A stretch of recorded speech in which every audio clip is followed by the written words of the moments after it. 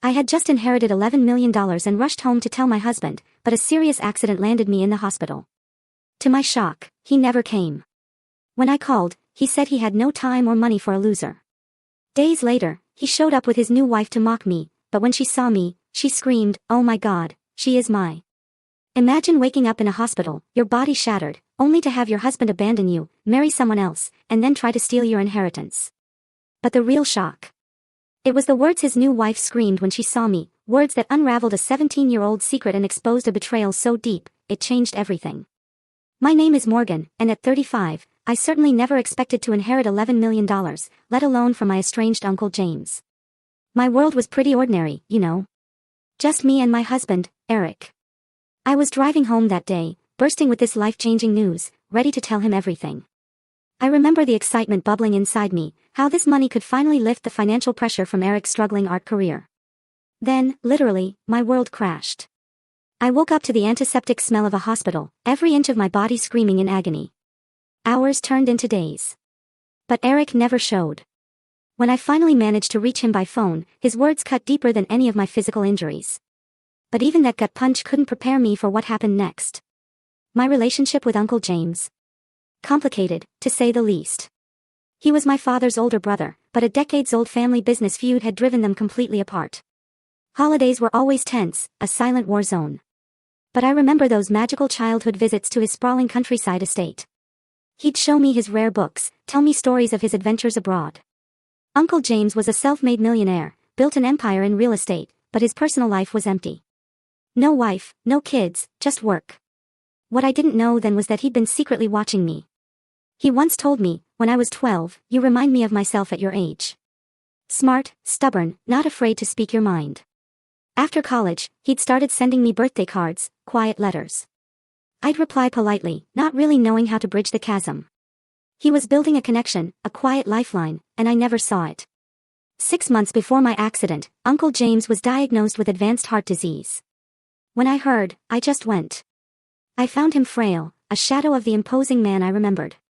But his eyes, they lit up when he saw me. "Morgan," he whispered, "I always knew you'd come back." Those weekly visits became everything. We talked for hours, catching up on a lifetime of lost conversations. We never spoke of the feud. It was a silent agreement to start fresh. "Life is too short for grudges," he told me once. I learned that lesson too late. 3 months later, he passed away peacefully. I mourned him deeply, surprisingly so. Then there was Eric. Our love story started 7 years ago at an art exhibition. He was a featured artist, charismatic, passionate. "Art is about seeing the world differently," he told me during our interview. "Finding beauty in chaos." We married a year later, a small, perfect ceremony.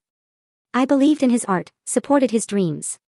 I took a stable job in advertising to keep us afloat while he chased galleries and commissions. For a few years, it was wonderful. We were partners. But the last 2 years, they changed everything. His career stagnated, the rejections piled up, and Eric became moody, withdrawn. He'd disappear for hours, snapping, "I need space to think," if I asked where he'd been. Our bank account dwindled. "You just don't understand the artistic process," became his go-to excuse. I was at work when the call came. "Morgan Wallace. This is Benjamin Harrison, handling the estate of James Wallace." I expected a small memento, maybe a letter. When Benjamin slid the will across his desk, my jaw practically hit the floor. Uncle James had left me everything. $11 million. Plus the family estate. "He revised his will after your reconciliation," Benjamin explained. Attached was a letter in Uncle James's familiar handwriting.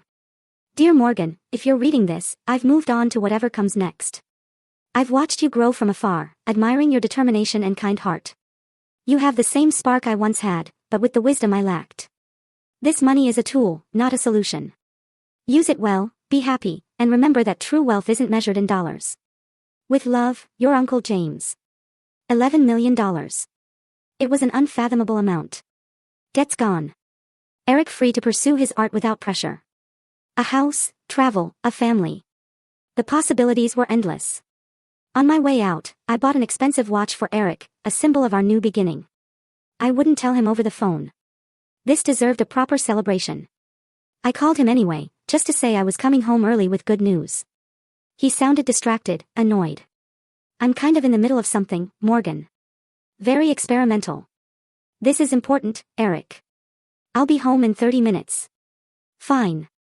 Just don't expect much reaction. I'm in my creative zone. I hung up, deflated but still buzzing. Once he heard, his mood would change. Little did I know, that was one of our last normal conversations. The rain started as I pulled onto the highway, a light drizzle. An upbeat song played on the radio. I mentally rehearsed how I'd tell Eric. Maybe I'd make him close his eyes, place the watch in his hand, then deliver the news. I pictured his face, the stress of years melting away. I was so lost in this beautiful dream that I almost missed it. A semi-truck, 2 lanes over, suddenly swerved. Its tires shrieked on the wet pavement. Time slowed. I watched it jackknife, the massive trailer swinging toward me like a terrible pendulum. I jerked the wheel, but it was too late. The impact was deafening. Metal shrieked as my car spun violently. The airbag exploded in my face. Through the chaos, I remember seeing the watch box fly open, the expensive timepiece sliding across the dashboard in slow motion. My last conscious thought was oddly about a billboard advertising insurance, protect what matters most. Then, darkness. I awoke to the steady beep of heart monitors, the sterile smell of a hospital. My entire body felt like it had been run through a meat grinder. Even breathing sent sharp pains through my chest. I tried to move, immediately regretting it. Easy there, a gentle voice cautioned.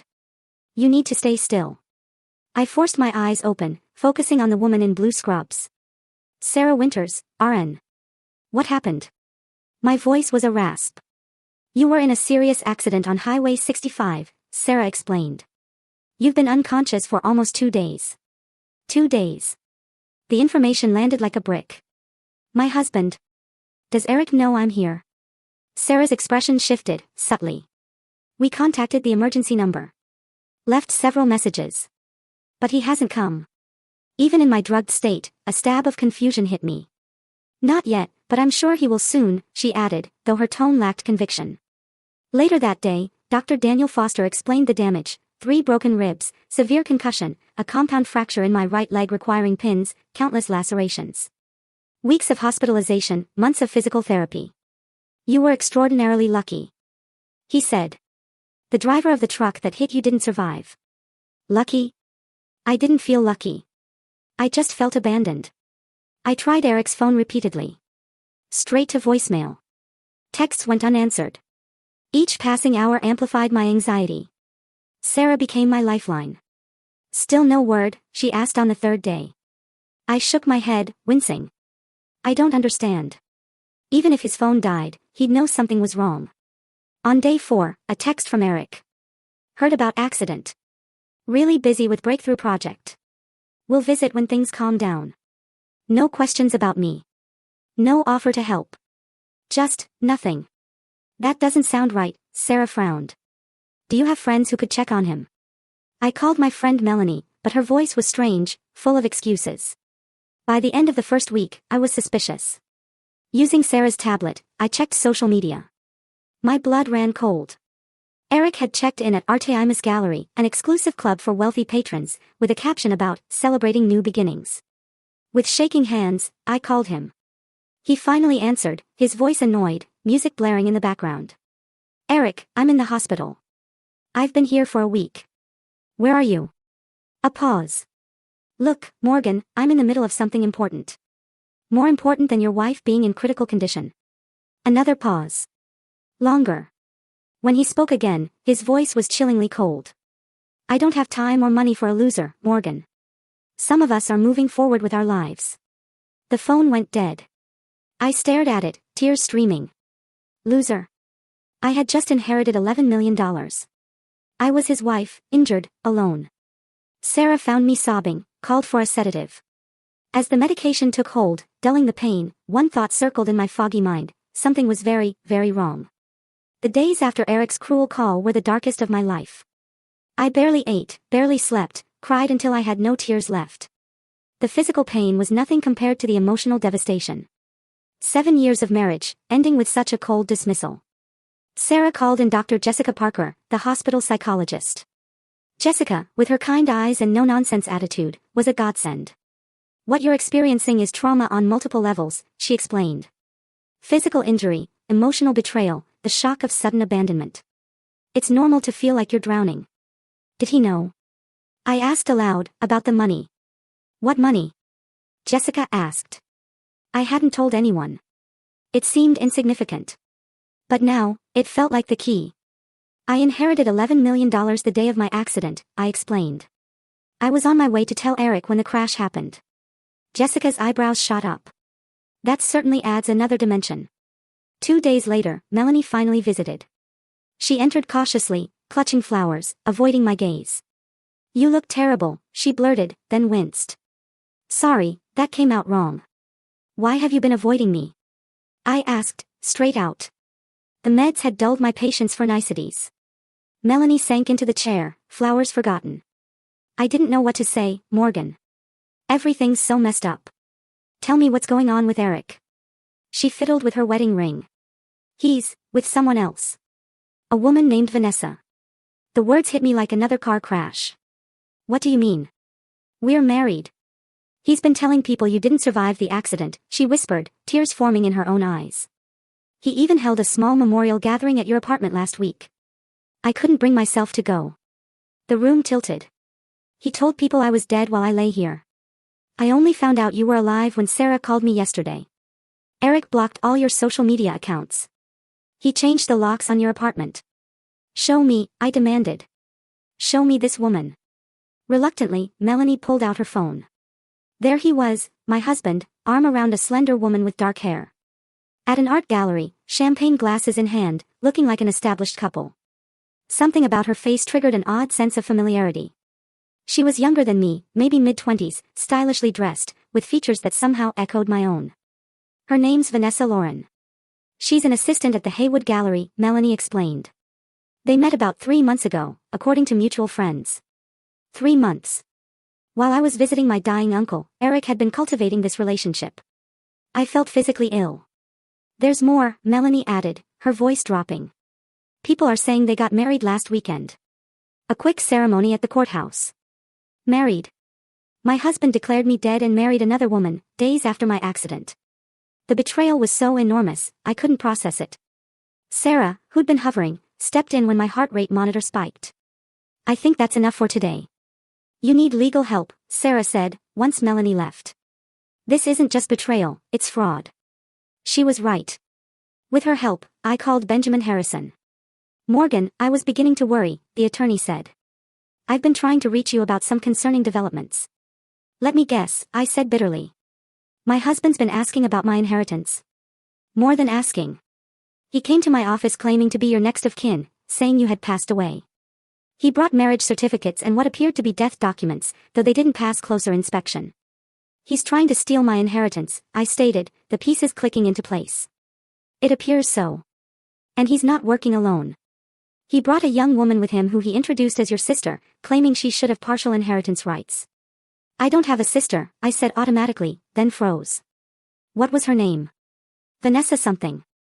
French surname.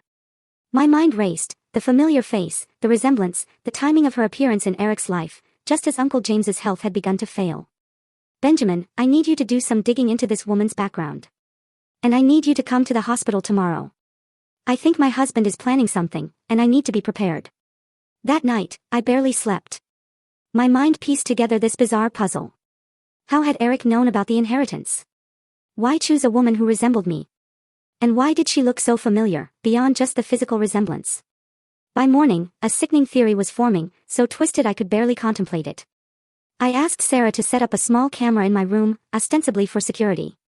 Then, from Melanie's borrowed phone, I sent a text to Eric. I know about the inheritance. Morgan is awake and remembers everything. You need to fix this before she talks. The response came in minutes. We'll handle it today. Delete this message. They were coming. And I would finally get some answers. I spent the morning preparing, both mentally and physically. Sarah helped me sit up straight, adjusting my appearance so I looked more vulnerable than I felt. Dr. Jessica coached me, remember, you hold the power here. No matter what he says or does, he cannot take that from you unless you allow it. Benjamin arrived at noon, briefcase in hand, stationing himself by the window, out of immediate sight. The tiny camera Sarah had set up recorded silently. Are you certain you want to do this today? Benjamin asked, concerned. We could handle this through proper legal channels. I need to see his face, I replied. I need to understand why. At precisely 2 p.m., a knock. My heart rate spiked, the monitor betraying my composure. Sarah squeezed my hand before stepping back. Eric entered first, dressed in an expensive blazer I'd never seen, his hair newly styled. He wore a watch that probably cost thousands. The transformation from struggling artist to affluent socialite was jarring. His expression as he saw me wasn't surprise or relief, but annoyance, quickly masked by false concern. Morgan, he said, his voice theatrical. You're awake. We've been so worried. We? I asked, my voice steadier than I felt. He glanced back toward the doorway, gesturing impatiently. A slender figure stepped into the room, remaining partially hidden behind him. I only caught a glimpse of dark hair, a designer dress. You remember Vanessa, of course, he said smoothly. Your cousin's daughter. I said nothing, watching him move further into the room, his confidence growing. He'd always been an actor at heart. Today, he was the concerned husband. The doctors say your memory might be affected by the accident, he continued. So many things have happened while you've been unconscious. Like you telling everyone I was dead. I asked quietly. He faltered momentarily, then recovered. A terrible misunderstanding. When they first brought you in, they thought you might not make it. I was devastated. Some people misinterpreted my grief. And the new apartment, the art gallery celebrations, the marriage license. His eyes narrowed, calculating. You've been listening to gossip, darling. Not good for your recovery. What matters now is getting you well and sorting out the financial aspects of your situation. He pulled papers from his jacket. The doctors mentioned you might not be able to handle your affairs for some time. I've brought some simple forms authorizing me to manage things while you recover. I almost had to admire the performance. If I'd been heavily medicated, confused, I might have believed him. But I saw the coldness in his eyes, the impatience. You mean the $11 million I inherited? I asked bluntly. His expression flickered. You remember that? Yes, of course. Such a blessing, but also a responsibility. In your condition, the stress of managing such funds could impede your recovery. How thoughtful of you to worry about that. He smiled, mistaking my calm for compliance. I've always had your best interests at heart, Morgan. Is that why you blocked my social media, changed our apartment locks, told my friends I was dead? Eric's facade began to crack. You're confused. The medication. Show her the video, Benjamin said suddenly, standing from his chair. Eric spun around, genuinely startled. Who the hell are you? Benjamin Harrison, Mrs. Wallace's attorney. And you must be the husband who has been attempting to defraud his injured wife. Benjamin set his tablet on the bed tray, playing security footage from his office, Eric and a young woman presenting falsified death certificates, claiming inheritance rights. That's enough. Eric snapped, lunging for the tablet. Don't touch that. Sarah warned, stepping forward. Hospital security is right outside. The woman, who had remained near the doorway, finally moved forward. Curiosity overcoming caution. As she approached, I got my first clear look at her face. The resemblance was even more striking up close. Same shaped eyes, similar nose. Even the way she carried herself reminded me of myself at a younger age. But there was something else. Something that triggered a deep, almost primal recognition. Vanessa stared at me, her expression shifting from nervous to confused to shocked, her face paling dramatically as our eyes locked. Oh my God, she whispered, her voice shaking. She's my mother. The room went completely silent. Eric lunged toward her, grabbing her arm. Shut up, he hissed. Stick to the plan. But Vanessa was transfixed, staring at me as if seeing a ghost. With trembling hands, she reached into her purse and pulled out a worn photograph. I've been looking for you my entire life, she said, her voice breaking, holding out the photo. The image showed a teenage girl holding a newborn baby, her face partly obscured, but unmistakably a younger version of me. A photograph I hadn't seen in 17 years, one I thought had been destroyed. As I stared at the evidence of my most carefully guarded secret, the room seemed to spin. The heart monitor accelerated. Pieces of a puzzle I never knew existed suddenly locked into place. My hands trembled as I took the photograph. The teenage girl in the image looked so young, so scared, her eyes red from crying as she held the tiny bundle for what she knew would be the first and last time. Where did you get this? I whispered. It was with me when I was adopted, Vanessa replied, her voice equally soft. the only link I had to my birth mother. I've carried it with me every day since I was old enough to understand what it meant. Eric made another attempt to intervene. This is ridiculous. She's clearly confused and trying to manipulate the situation. Be quiet, Eric, I said with a newfound authority that surprised everyone, including myself. For once in your life, just stop talking. I looked back at Vanessa, really studying her face. She had my mother's cheekbones and my eyes. How had I not seen it immediately? Perhaps because I had spent 17 years trying to forget. To push away the memory of the baby I had held only once. I was 18, I began, my voice steadying as I spoke. A senior in high school with plans for college. My boyfriend wanted nothing to do with a baby, and my parents were horrified by the scandal it would cause in our small town. Vanessa sat on the edge of my bed, transfixed. They sent me to stay with a distant aunt. After you were born, they arranged a closed adoption.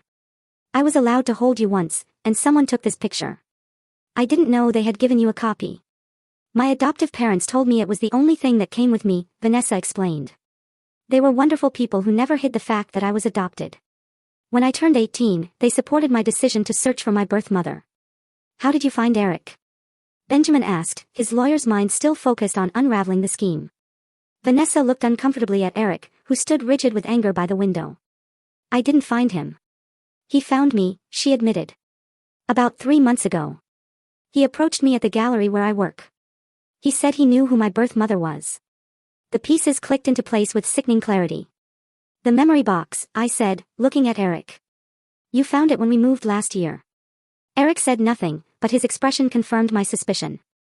I'd kept a small wooden box with a few mementos from that time, the hospital bracelet, a tiny hat, and a copy of that photograph. I thought I'd hidden it well. He told me you had been searching for me, too, Vanessa continued. That you were wealthy, but estranged from your family and wanted to reconnect, but were afraid of rejection. And when did marriage enter the picture? I asked, unable to keep the bitterness from my voice. Vanessa flushed with shame. It happened gradually. He was so attentive, so interested in helping me connect with you. When he proposed 2 weeks ago, saying it would make you happy to see me settled with someone you trusted, it seemed romantic. Then I had my accident, and suddenly I was more valuable dead than alive, I concluded. Eric finally broke his silence. You have no proof of anything. This is all circumstantial and emotional manipulation. Benjamin cleared his throat. Actually, we have quite a bit of evidence, including your attempts to access Morgan's accounts, falsified death certificates, and now this recorded confession. Not to mention bigamy, as you are still legally married to Morgan. What I don't understand, Sarah interjected, is why go through all this elaborate scheme? Why not just stay married to Morgan and enjoy the inheritance together? I looked at Eric, truly looked at him, seeing him clearly, perhaps for the first time. Because he never loved me. I was convenient, a steady income, while he pursued his artistic dreams. But $11 million, that required a bigger plan. The will has a special provision, Benjamin explained. If Morgan had died without children, a significant portion would have gone to charity. But with a direct descendant, the entire inheritance would stay in the family. And as Vanessa's husband, I finished, Eric would have influence over those funds. Vanessa stood up, suddenly moving away from Eric. You used me. All those things you said about caring for me, about building a future together. Don't be naive, Eric snapped. It was a mutually beneficial arrangement. You wanted to find your birth mother. I helped.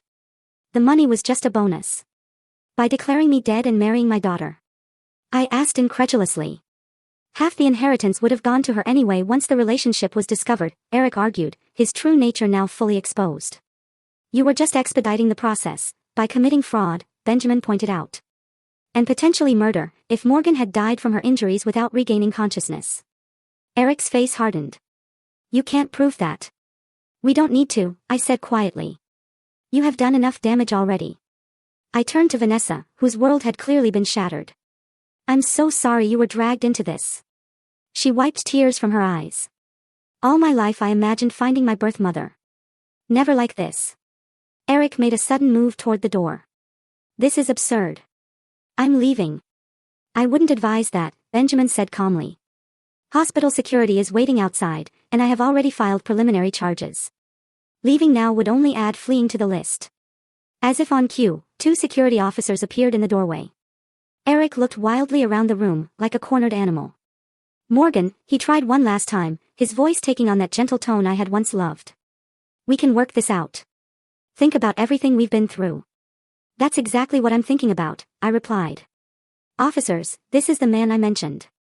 As they escorted Eric from the room, Vanessa and I were left in a strange, weighted silence. 17 years of separation hung between us like an invisible wall. "I never stopped thinking about you," I finally said. "Not a single day."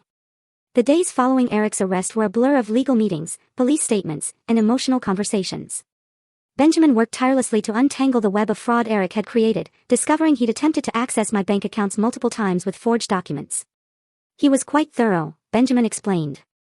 "He'd even created a paper trail suggesting you had discussed the inheritance with him, going so far as to forge emails." "How much trouble is he in?"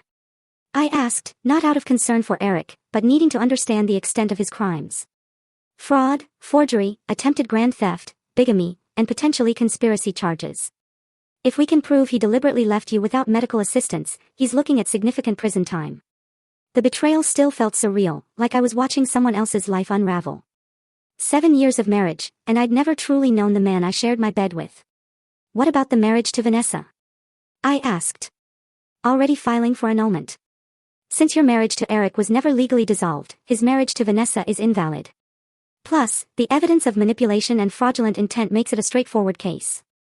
Vanessa had been visiting daily since the confrontation. Our initial meetings were awkward, filled with long silences and hesitant questions. "How do you begin a relationship with a daughter you gave up 17 years ago, especially under such bizarre circumstances?" "Tell me about your parents," I asked during one of her visits. "Your adoptive parents, I mean." Vanessa's face softened. "They're wonderful. Dad is a high school science teacher. Mom works as a librarian. They always made sure I knew I was loved and wanted." "I'm glad," I said sincerely. "That was all I ever hoped for you." "They want to meet you, when you're ready," she added cautiously. "They never spoke badly of you. They always told me you were very young and wanted me to have opportunities you couldn't provide." Tears filled my eyes. "They sound like extraordinary people." "Why did you never try to find me?" she asked, the question that had clearly been weighing on her. I took a deep breath. "Partly shame. Partly because I thought a clean break would be better for you. And partly because I was afraid." "Afraid of what?" "That you would hate me for giving you up, that you would ask questions I didn't have good answers for, that seeing you happy with another family would break my heart all over again." Vanessa reached out tentatively and took my hand. "I could never hate you. I have questions, yes, but I understand you were just a teenager faced with an impossible situation." Her forgiveness, so freely given, broke something open inside me. For the first time since the accident, I wept without restraint, releasing 17 years of guilt and regret. Sarah, who had been checking my vitals, quietly left the room to give us privacy. While my emotional wounds began the slow process of healing, my physical recovery continued as well. The surgeons had done excellent work on my leg, but the road to full mobility would be long. Physical therapy sessions were grueling, often leaving me exhausted and discouraged. "You're making remarkable progress," Dr. Foster assured me. "Many patients with your injuries would still be bedridden." "I have good motivation," I replied, glancing at Vanessa, who had taken to attending my therapy sessions for moral support. Benjamin visited again with news about the inheritance. "Given the circumstances, I believe we should discuss how you want to handle the estate, particularly in light of Vanessa's relationship to you." I had been thinking about this extensively. Uncle James left everything to me because he didn't know about Vanessa. Had he known he had a great niece, I believe he would have included her. "So, you want to split the inheritance?" Benjamin clarified. "Yes, equally." Vanessa immediately protested. "Morgan, no. That money is yours. I never came looking for you because of money." "I know that," I assured her. "But you are family. My family. And I have 17 years of birthdays and Christmases to make up for." 2 weeks after Eric's arrest, I received a visit from Detective Laura Jennings, the officer handling the case. "We found something concerning when executing the search warrant on your apartment," she explained, placing a sealed evidence bag on my bed tray. Inside was a small bottle of pills with a pharmacy label in my name, but for medication I had never been prescribed. "These are powerful sedatives, often used to treat severe insomnia," Detective Jennings explained. "According to the prescription date, they were filled 3 days before your accident." "I've never had trouble sleeping," I said, confused. "I've never seen these before." "We are investigating the possibility that your husband may have been medicating you without your knowledge." Several of your neighbors reported hearing arguments in the weeks before your accident, and one mentioned you seemed unusually tired and disoriented during your last conversation. The implication was clear and chilling. Had Eric been planning to get rid of me even before learning about the inheritance? Had the crash simply provided a convenient opportunity to accelerate his plans? We may never know the full extent of what he intended, Detective Jennings admitted. But rest assured, we are building the strongest case possible. As my discharge date approached, practical concerns surfaced. I couldn't return to the apartment I'd shared with Eric, both for legal and emotional reasons. Hotels were unsuitable for someone still requiring medical care. You could stay with me, Vanessa offered. My place is small, but it has an elevator and no stairs. I couldn't impose like that, I protested. It's not an imposition. I want to help, she insisted, then added with a small smile, besides, we have a lot of catching up to do. Sarah, who had become a dear friend, had another suggestion. What about your uncle's property? Benjamin mentioned it. It's sitting empty. The idea took root. The countryside estate where I'd spent those few magical childhood days was now mine. It would need modifications for my recovery, but it offered a fresh start, away from the painful memories of my life with Eric. It's over an hour from the city, Vanessa. That would be a long commute for you to the gallery. She looked down, fidgeting with her purse strap. Actually, I quit the gallery job last week. Too many memories of how Eric manipulated me there. What will you do now? She hesitated. I've been thinking about going back to school. I always wanted to study psychology, maybe focus on helping adoptees and birth parents navigate reunions. The serendipity of the moment wasn't lost on me. The estate has plenty of room. You could stay there while you figure things out. If you want to, of course. The look of hope on her face was answer enough. Somehow, from the wreckage of betrayal and pain, a new kind of family was emerging. One built on truth and choice, rather than deception. 6 weeks after the crash that changed everything, I was finally discharged. Leaving the hospital, which had been my home during this transformation, felt strangely emotional. I hugged Sarah tightly, promising to keep in touch. You are one of the strongest people I have ever met, she told me. Remember that on the hard days. The drive to Uncle James's estate, now mine, was quiet. Vanessa navigated the winding country roads while I watched the city give way to rolling hills. A light snow had fallen, dusting the landscape in pristine white, fitting for our fresh start. The house itself was grander than I remembered, a sprawling Victorian. Benjamin had arranged for ramps, a temporary bedroom on the first floor, grab bars. What do you think? I asked Vanessa. It's beautiful, she replied, her eyes wide, like something from a storybook. Those first few weeks of cohabitation were an adjustment. We were mother and daughter biologically, but strangers in nearly every other way. We circled each other cautiously, learning habits, preferences, finding our rhythm. I discovered Vanessa was a morning person who sang in the shower. She learned I couldn't function without coffee and preferred silence until my second cup. Small revelations that gradually built a bridge. My physical recovery continued with home visits from a physical therapist. The pain was constant, but evolving, sharp stabs giving way to dull aches. I graduated from a wheelchair to a walker, then to crutches. Each transition was a small victory, celebrated with cupcakes Vanessa brought from the local bakery. The emotional healing was more complicated. Dr. Jessica continued our therapy sessions via video calls, helping me process Eric's betrayal, and the sudden reappearance of my daughter. Relationships built under extreme circumstances can be intense, but fragile, she cautioned. Give yourselves time to develop a sustainable connection. Taking her advice, Vanessa and I established rituals, Sunday movie nights, Thursday cooking experiments, daily walks around the property as my mobility improved. We talked about everything and nothing, filling in the 17-year gap. One evening, about 3 months after moving, Vanessa hesitantly brought up a subject we'd both been avoiding.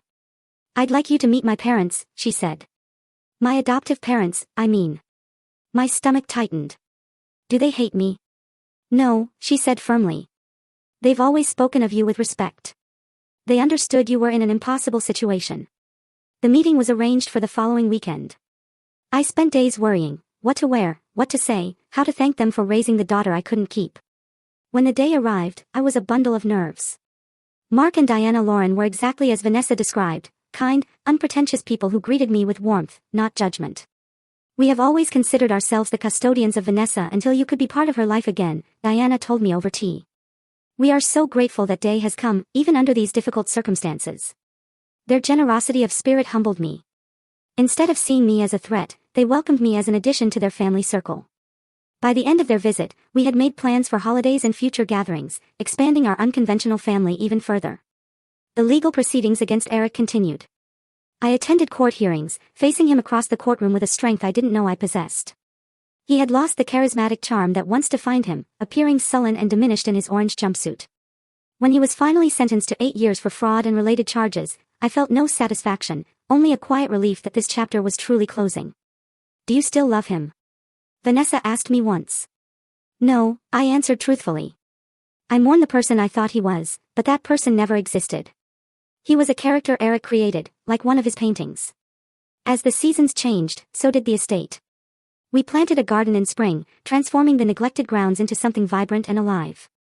I found unexpected joy in nurturing growing things, perhaps because it paralleled my own rebirth. Following Benjamin's financial advice, we established a charitable foundation in Uncle James's name, supporting young single mothers and promoting ethical adoption practices. The irony of using my inheritance this way wasn't lost on me, but it felt right, a way of creating meaning from my own painful experience. Vanessa enrolled in university that fall, commuting to classes, her passion for psychology evident in how she approached everything. You would have been a terrible artist's wife, she told me one evening as we watched the sunset. Too practical, too grounded. And yet, I tried to be one for 7 years, I replied with a rueful smile. Because you thought love meant supporting someone else's dreams at the expense of your own. Her insight struck me deeply. When did you get so wise? I had good parents, she said simply. All 3 of them. As my physical recovery plateaued, I considered my own future. The advertising career I pursued to support Eric no longer appealed. With financial security, I had the freedom to reinvent myself. I started writing, initially as therapy, but eventually with more serious intent. My story, fictionalized but emotionally true, began to take shape as a novel. The process was cathartic, transforming pain into purpose. 1 year to the day after the accident, we held a small gathering at the estate. Sarah came, along with Benjamin, Detective Jennings, Dr. Jessica, Melanie, and Vanessa's adoptive parents. People who had supported us through the darkest times, now sharing in the light. As I looked around at these faces, at the unlikely family we had created from the wreckage of betrayal, I was struck by the strange alchemy of life, its ability to transmute lead into gold if given enough time and pressure. I want to propose a toast, I said, raising my glass. To unexpected journeys, and the people who help us navigate them. Later, as Vanessa and I sat alone on the porch steps, she asked the question that had been on both our minds.